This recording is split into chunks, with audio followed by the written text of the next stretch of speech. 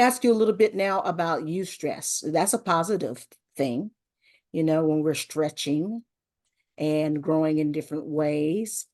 How do you manage, and how would you even suggest that you manage eustress? You're learning new technology, for instance, or you're going to go get your master's degree, or maybe you have a new teaching assignment, since we're talking to teachers. How do you manage even positive stress? Yeah, I think the first step is to identify the difference. And so I think it is, I think there are some people who may want to avoid all stress. But to your point, avoiding all stress means we don't grow, right? And so it's really important to acknowledge that stress may serve a function in certain circumstances. And so stress that is good, works to grow us, works to stretch us. And to kind of our prior conversation, is often going to happen within that window of tolerance that we have, and is not itself in moderation likely to lead to much in the way of dysfunction. To that end, the second thing is moderation. So you identify what's distress, what's bad, what doesn't help me, what's not useful versus what is useful, what's stretching me, what's growing me. And then looking at, am I receiving that in moderation? Right? Am I doing one master's program that's challenging in the setting of a job that I need to keep and I can sort of manage the two of those things? Versus am I in three different programs with a super demanding job and kids that are very dependent on me? Right. So there's a lot of eustress in all those things. But ultimately, if it's not in moderation, even something that's good can become potentially harmful. And then the third thing that I would tend to advise is boundaries. And that kind of goes with the moderation piece. But again, part of the concept of that window of tolerance is that we all have natural boundaries. And so trying to fit and impose our own boundaries to what is a natural boundary, I think is really important. Because if you could be in that master's program and you could have that job, and that alone, that by itself is very manageable. It's got some stress to it, but it's growing you. But then you get an opportunity to go and do a presentation here, and become an intern with this amazing person that you really admire over here.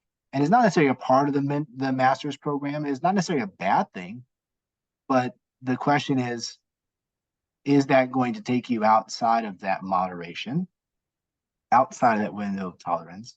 And then do you have boundaries to what you are willing to say yes to? And do you know, therefore, when to say no? And the last thing that I'll add to that is congruence. Are the things that you're doing congruent to who you are and who you want to be? And so sometimes people, I think we all have found ourselves doing something, and then we ask ourselves, why am I doing this again? I really don't like this. Yes. And so I think this goes back to our prior conversation about knowing oneself. And so if you sort of know who you are, if you know your themes, I love that you have always had that theme of keys, right? And so I think that part of that is a symbol of something that is emblematic to who you are. And so if you sort of know who you are, what you're about, what your own personal theme and mission statement is, then the question goes to, is what I am doing in alignment with that, or is it counteractive to that? And if it's not in alignment, then I think we have to question whether or not we should be putting a lot of emphasis on whatever that growth or that eustress source may be. I totally agree with your points. It's really important, like you said, to really get to know yourself and your value system and how you're wired, all those things, your temperament, your limitations, all those things.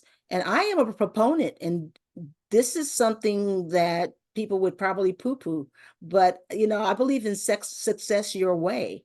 If you have to be in college for 5 years as opposed to 4, so be it.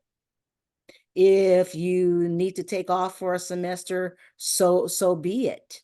The idea is to keep moving towards the goal your way.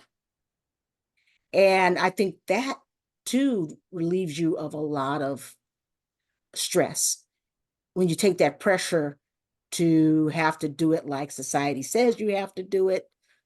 It just sometimes is not doable. And so we need to give ourselves some slack and grace oftentimes to find our way to, ace that exam, to find our way to be the best teachers that we can be, to find our way. You have your own innate, I'm sure, value system and standards. I'm sure, Dr. Emel, that you follow and you feel, okay, this was a good day because I hit my own personal standards, you know? So those are things that I think are very helpful.